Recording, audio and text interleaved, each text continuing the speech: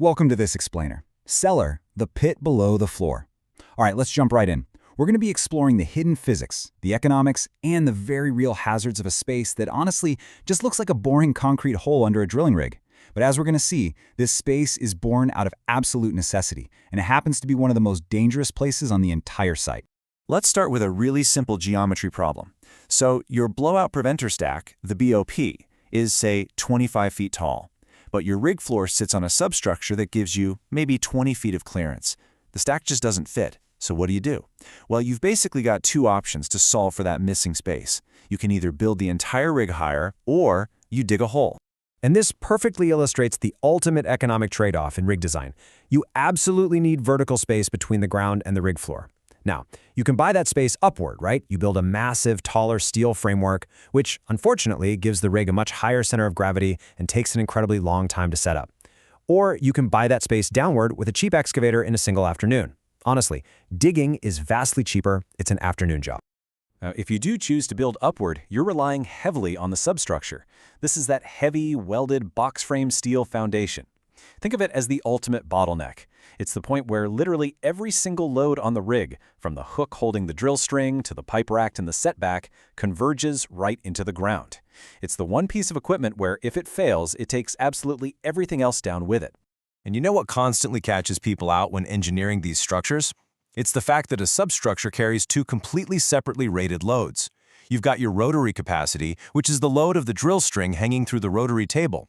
And then you have setback capacity, the weight of the pipe actually standing on the floor.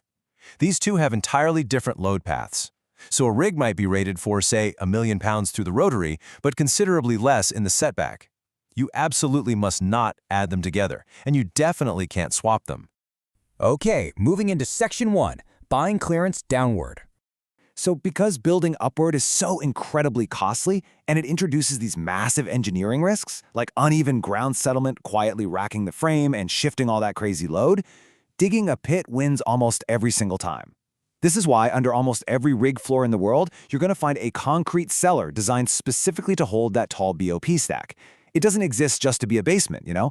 It exists because it represents the absolute cheapest possible cubic meters of clearance you can get, period.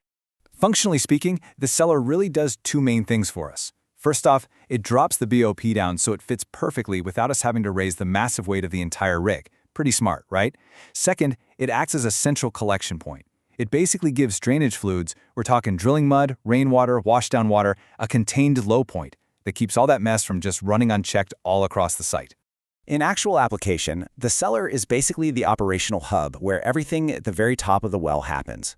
It's where the crews are nippling up and down the BOP stack. They're in there connecting those critical hydraulic control lines from the accumulator, working on casing head valves, checking annulus pressures, rigging up the choke and kill lines.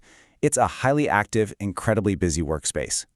Which brings us to Section 2, the invisible hazard. Now here is where we need to pivot sharply, because this cheap economic hole in the ground, it creates a very real, undeniable physical trap. And it all comes down to one specific number, 1.19.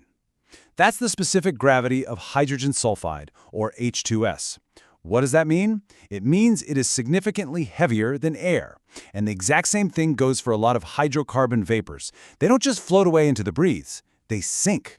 Since heavy gas and hydrocarbon vapors sink, if they ever escape from the wellhead, they go directly down into that unventilated cellar, and they just stay there.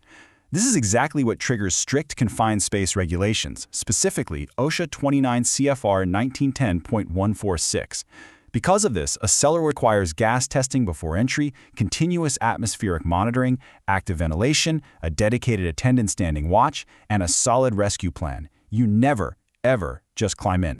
And here's where human instinct totally fails us. H2S at high concentrations actually destroys your olfactory nerves, your sense of smell, almost instantly. So if someone is standing over the pit saying, well, I can't smell anything bad, that is actually a symptom of severe exposure, not an all clear. It's a truly silent, invisible killer. Just think of the basement analogy. Heavy gas behaves exactly like water.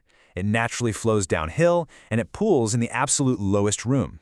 So, while everything upstairs on the rig floor might appear completely normal, reading perfectly clean on all the monitors, a completely lethal atmosphere can be sitting there, undisturbed, just a few feet below in the cellar. Let's actually test this life-or-death scenario based on what we've just covered about gas stratification. Imagine the alarm is quiet. Every single gas detector up on the rig floor is reading absolute 0. So, is the cellar safe to enter? Take a second. Think about it. The answer is a hard no. Because rig floor readings, which are taken 20 or 30 feet above the pit, tell you absolutely nothing about the heavy gas that could be accumulating down at the bottom. Gas stratifies, right? It separates by weight. Clear air on the floor does not equal clear air in the cellar. And tragically, people have died climbing into cellars that looked completely 100% normal from the deck above. To safely survive the cheapest structure on the rig, you absolutely have to follow these unbending mathematical rules of entry. 1. You test the atmosphere in the exact space you're entering. 2. You test at the specific depth you are entering it. 3. You test immediately before entry. And 4. You ensure continuous monitoring while you are down there. Listen, readings from anywhere else on the rig are not your readings. It's that simple. I'm going to leave you with this final thought. The danger we're talking about here is completely invisible, yeah? But it is also entirely predictable. You don't need to be unlucky to get caught. The pure physics of it guarantees that if there is any heavy gas on that site, the cellar is exactly where it's going to be. Gas testing isn't just an abundance of caution, it's basic arithmetic. So, going forward, always ask yourself, what invisible hazards might be pooling beneath your feet right now?